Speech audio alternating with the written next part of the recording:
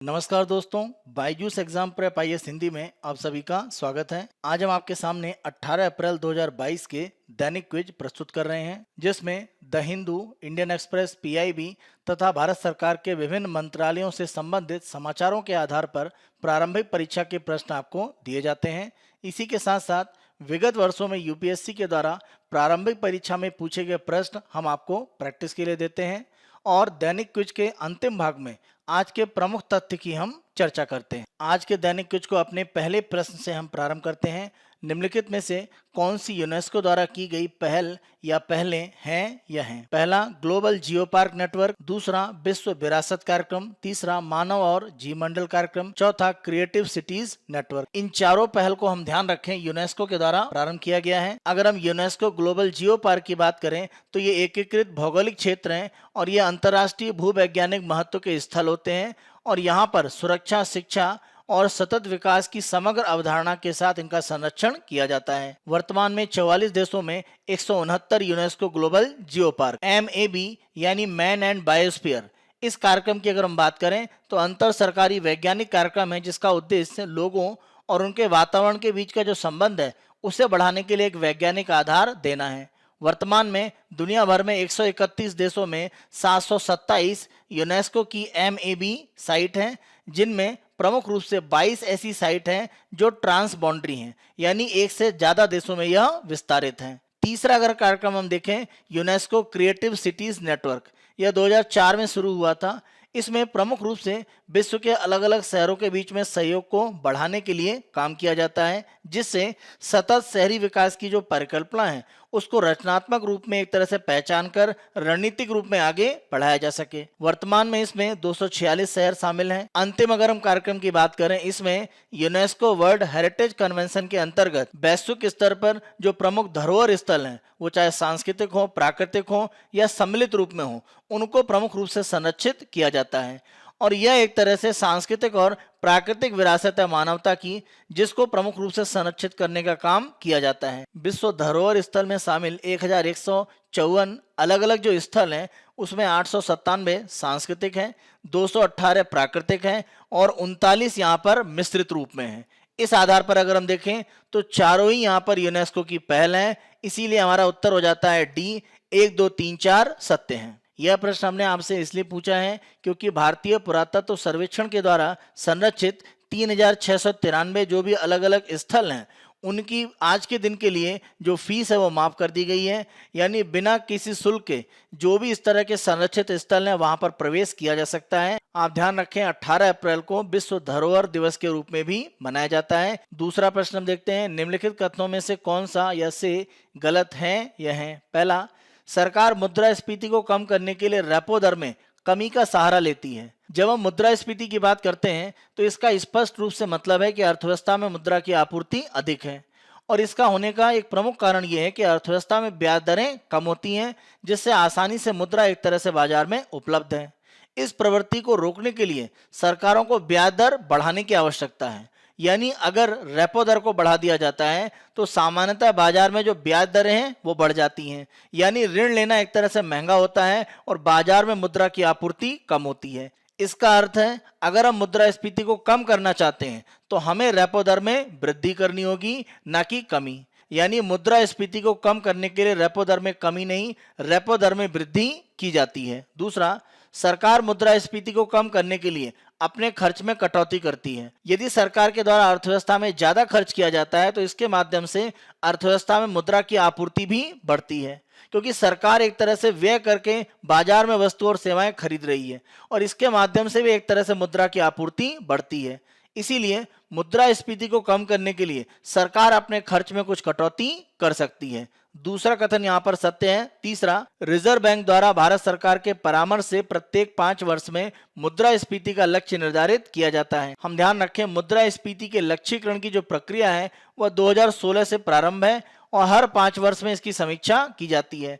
इसकी 2021 में समीक्षा की गई, लेकिन पुराने लक्ष्य को बनाकर रखा गया, कोई परिवर्तन नहीं किया गया। यानी न्यूनतम मुद्रास्फीति की दर 2%, अधिकतम 6% और औसत 4% पर बनाकर रखना है और यह प्रमुख रूप से उपभोक्ता मूल्य सूचकांक से संबंधित होती है।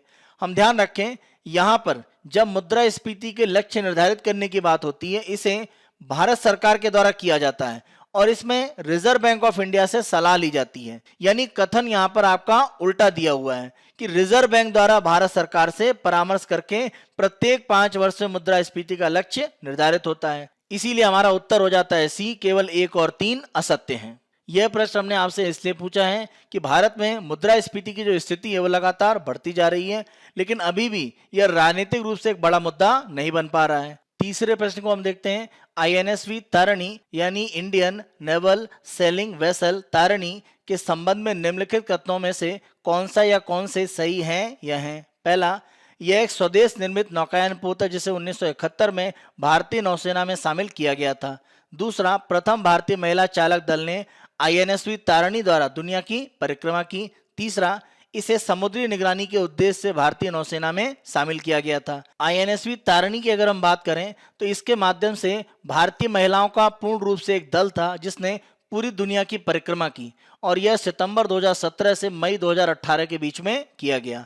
इस आधार पर हमारा दूसरा कथन यहाँ पर सत्य है, पहला और तीसरा गलत है, इसीलिए हमारा उत्तर हो जाता है ए, केवल 2 सत्य हैं। यहाँ पर यह प्रश्न हमने आपसे इसलिए पूछा है क्योंकि सेल ट्रेनिंग कैप्सूल के संबंध में प्रमुख रूप से दक्षिण अफ्रीका की नौसेना के जो अधिकारी हैं उनकी ट्रेनिंग यहाँ पर संपन्न हुई है और यह training Indian naval selling vessel Tarini में कराई गई है। इसीलिए आईएनएसवी तारिणी के संबंध में हमने यह आपसे प्रश्न पूछा है। चौथे प्रश्न को हम देखते हैं। राष्ट्रीय तकनीकी अनुसंधान संगठन एनटीआरओ के संबंध में निम्नलिखित कथनों में से कौन सा या कौन से सही हैं या हैं? एनटीआरओ को 1999 के कारगिल युद्ध के बाद एक समर्पित तकनीकी खुफिया एजेंसी के रूप में निर्मित किया गया था। 1999 का जो कारगिल युद्ध था उसमें खुफिया तंत्र की विफलता प्रमुख रूप से उत्तरदायी कारक माना गया।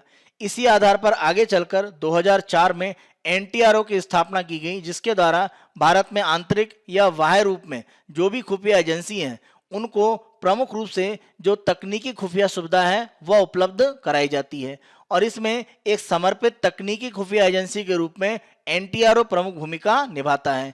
पहला कथन सत्य है। दूसरा, इसे बाहरी संचार को कानूनी रूप से बाधित और निगरानी करने का अधिकार है। भारत में खुफिया तंत्र में एनटीआरओ को इस तरह के अधिकार प्राप्त हैं। दूसरा कथन सत्य है। तीसरा, राष्ट्रीय महत्वपूर्ण सूचना अवसंरचना संरक्षण केंद्र एनसीआईआईपीसी एनटीआरओ के तहत एक इकाई है। राष्ट्रीय महत्वपूर्ण सूचना अवसंरचना संरक्षण केंद्र यानी NCIIPC national critical information infrastructure protection centre, यह एनटीआरओ के अधीन काम करने वाली एक इकाई है। तीसरा कथन भी सत्य है। चौथा, राष्ट्रीय तकनीकी वस्त्र मिशन की शुरुआत एनटीआरओ द्वारा की गई थी। ध्यान रखें, इस मिशन की जो शुरुआत है वह वस्त्र मंत्रालय के द्वारा की गई है, ना कि एनटीआरओ के द्वारा। इस आधार पर चौथा कथन असत्य है। 1, 2, 3 सत्य है। इस आधार पर हमारा उत्तर है सी, केवल 1, 2, 3 सत्य है। यह प्रश्न हमने आपसे इसलिए पूछा है क्योंकि कश्मीर घाटी में प्रमुख रूप से इरिडियम सैटेलाइट फोन के उपयोग करने के साक्ष्य मिले हैं। इन इरिडियम सैटेलाइट फोन के बारे में ध्यान रखें कि इसे अमेरिका के नेतृत्व में जो भी सहायक बल अफगानिस्तान में काम कर रहे थे उनके द्वारा उपयोग किया जाता था। इसी के साथ साथ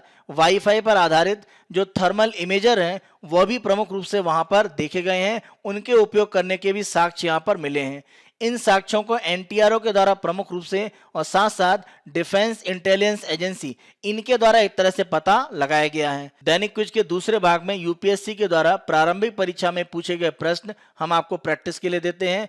आज का प्रश्न 2016 की प्रारंभिक परीक्षा में पूछा गया था। प्रश्न को हम देखते हैं। अजंता और महाबलीपुरम नाम से जाने जाने वाले 2 ऐतिहासिक स्थानों में क्या समानता है या है? पहला, दोनों का निर्माण एक ही अवधि में हुआ था। अजंता गुफाओं के अगर हम निर्माण की बात करें तो 200 बीसी से लेकर 650 एडी तक एक तरह से इनका निर्माण माना जाता है।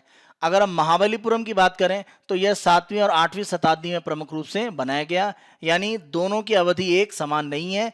इस आधार पर पहला कथन असत्य है। दूसरा, दोनों का संबंध एक ही धार्मिक संप्रदाय से है। जब हम अजंता की बात करते हैं तो प्रमुख रूप से यह बौद्ध धर्म से संबंधित है। इसके विपरीत अगर हम महाबलीपुरम की बात करते हैं तो यह वैष्णव संप्रदाय से प्रमुख रूप से संबंधित माना जाता है। इस आधार पर दूसरा कथन भी यहाँ पर गलत है। तीसरा, दोनों का निर्माण चट्टानों को काटकर किया गया है। यह कथन सत्य है क्योंकि अजंता और महाबलीपुरम दोनों का ही निर्माण चट्टानों को काटकर किया गया है। इस आधार पर हमारा उत्तर है बी, केवल 3 सत्य हैं। दैनिक क्विज के अपने तीसरे भाग में हम आज के तथ्य की चर्चा करते हैं। आज के तथ्य में हम पार बॉइल्ड राइस या आधे पके चावल के संदर्भ में प्रमुख रूप से चर्चा करेंगे। आधे पके चावल के संदर्भ में चर्चा प्रमुख रूप से इसलिए आगे बढ़ी है क्योंकि तेलंगाना के मुख्यमंत्री के चंद्रशेखर राव और उनके मंत्रिमंडल के जो सदस्य हैं वह धान की खरीद के संदर्भ में एक नीति की मांग को लेकर तेलंगाना हाउस में धरने पर बैठे हुए थे। तेलंगाना का प्रमुख रूप से विरोध यह है कि केंद्र के द्वारा अतिरिक्त रूप में उबले हुए चावल की जो खरीद है उसको रोक दिया गया है और यहाँ पर तेलंगाना उसका प्रमुख रूप से उत्पादक है। केंद्र सरकार का यह कहना है कि इस प्रकार के चावल की मांग अब कम है, इसीलिए केंद्र सरकार के द्वारा इस प्रकार से अधपके जो चावल हैं उनको एक तरह से नहीं खरीदा जाएगा और सरकार ये कह रही है कि इस प्रकार की खरीद पर वो अतिरिक्त रूप में अब कोई व्यय नहीं करेगी। जब हम उबले हुए चावल की बात करते हैं या पार बॉयल राइस की बात करते हैं, इसका मतलब ये है कि जब भी धान को किसी भी राइस मिल में मिलिंग के लिए ले जाया जाता है, यानी वहां पर कुटाई के माध्यम से धान अलग किया जाता है और भूसे को अलग किया जाता है, तो उससे पहले जो धान होता है उसको एक तरह से उबालने की जो प्रक्रिया अपनाई जाती है। इस कारण से जो भी धान उबलने के बाद एक तरह से राइस मिल में कुटाई के लिए पहुंचता है उसके लिए हम पार बॉयल राइस का या आंशिक रूप से उबले हुए चावल की स्थिति उसके लिए बनाते हैं। हम ध्यान रखें इस तरह से चावल को उबालने की जो प्रक्रिया है कोई नई नहीं है और यह प्राचीन काल से भारत में होता रहा है। भारतीय खाद्य निगम या जो खाद्य मंत्रालय है उसकी तरफ से उबलते हुए जो चावल है उनके लिए कोई विशेष परिभाषा नहीं है। जैसे अगर हम उदाहरण की बात करें, central food technological research institute यानी CFTRI मैसूर, उनके द्वारा एक विधि का प्रयोग किया जाता है जिसमें धान को 8 घंटे तक भिगोने की अधिक सामान्य विधि के विपरीत धान को 3 घंटे के लिए गर्म पानी में भिगोया जाता है। फिर पानी निकाल दिया जाता है और धान को 20 मिनट के लिए स्टीम कर दिया जाता है। धान को CFTRI की जो विधि है उसमें छाया में सुखाया जाता है, लेकिन सामान्य तरीके से इस प्रकार जो उबला चावल है उसको धूप में सुखाया जाता है। इसी तरह से धान प्रसंस्करण अनुसंधान केंद्र PPRC तंजावुर, उसकी भी एक विधि है जिसे क्रोमेट भिगोने की प्रक्रिया कहा जाता है। यहाँ पर क्रोमेट का उपयोग किया जाता है। यह एक तरह से नमक के परिवार का एक तरह से भाग है जिसमें आयन के रूप में क्रोमियम और ऑक्सीजन दोनों होते हैं और यह गीले चावल से जो गंध या एक तरह से बदबू आती है उसको अलग करने के लिए प्रयोग किया जाता है। चावल को उबालने की जितनी भी प्रक्रिया होती है उनमें सभी में 3 चरण होते हैं, भिगोना, भाप लेना और सुखाना। इन तीनों चरणों के बाद धान को एक तरह से राइस मिल में ले जाया जाता है जहां पर कुटाई के माध्यम से धान और भूसे को अलग किया जाता है। अगर हम चावल को इस प्रकार उबालकर आगे मिलिंग के लिए ले जाते हैं, कुटाई के लिए ले जाते हैं, तो उसका उपयोग क्या है? प्रमुख रूप से उपयोग यह है कि जब इस तरह से चावल को हल्का उबाला जाता है तो चावल सख्त हो जाता है और इससे मिलिंग के दौरान चावल की जो गिरी है उसके टूटने की संभावना कम हो जाती है और पूरा चावल का दाना एक तरह से हमें प्राप्त होता है।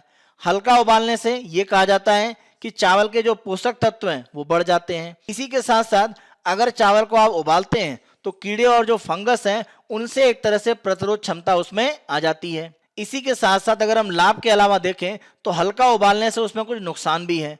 चावल में गहरा रंग एक तरह से आ जाता है और लंबे समय तक भिगोने के कारण इसमें एक तरह से गंध या बदबू भी आती है। इसके साथ साथ एक नुकसान यह भी है कि जो उबला हुआ चावल है अगर उसे राइस मिल में मिलिंग के लिए, कुटाई के लिए ले जाया जाता है तो वहां पर जो भी एक तरह से मिल की स्थापना है उसमें ज्यादा निवेश की आवश्यकता होती है, बजाय इसके कि कच्चे चावल को जो बिना उबला हुआ है उसे सीधे राइस मिल में कुटाई के लिए ले जाया जाता है।